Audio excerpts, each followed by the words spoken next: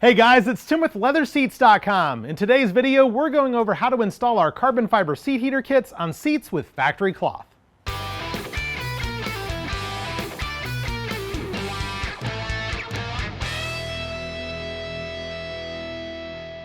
We've been offering carbon fiber seat heater kits alongside our replacement leather trimmed upholstery kits for quite a while, but we get a lot of requests from clients asking if it's possible to add seat heaters while reusing their factory cloth.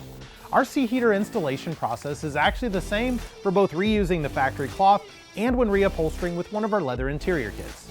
Here we have the seats pulled out of a 2014 Honda Pilot with the factory cloth stripped off of the passenger seat to show you how the heater pads are integrated. In this case, our customer is going with our dual control kit, which allows you to control both seats independently with a single control switch featuring two 5-setting dials. This dual control configuration includes seat heater pads for 2 seats controlled by a single switch. We do also offer a round 3-level push button switch, as well as our rectangular 2-level rocker switch. For these 2 configurations, each unit will include a switch and the pads for a single seat. For upgrading both front seats, you would need to purchase 2 of these units. All of our units include the necessary wiring harness with an inline fuse and feature a power wire, ground wire, and trigger wire that allows you to make this an ignition-based accessory without having to use an external relay.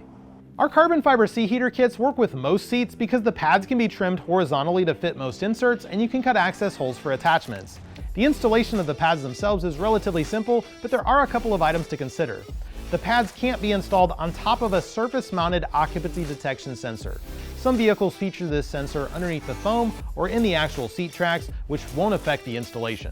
Fortunately, on this Honda Pilot, there's no surface-mounted sensor on the bottom cushion. However, there is an occupant position detection system on the surface of the upper backrest. The good news is that there's enough room under this sensor for us to cut and mount the heating pad to the bottom portion of the backrest. When trimming a pad like this, we recommend leaving at least 12 inches of functional pad.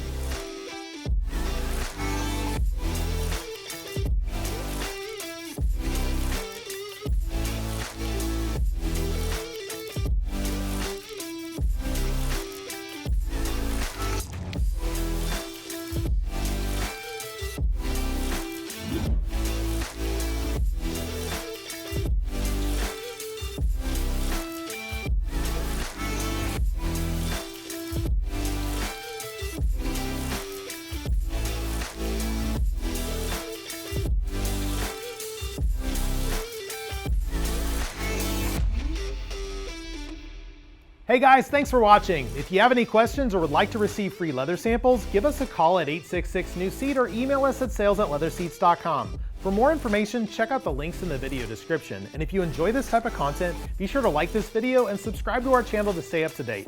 LeatherSeats.com. Custom look, factory fit.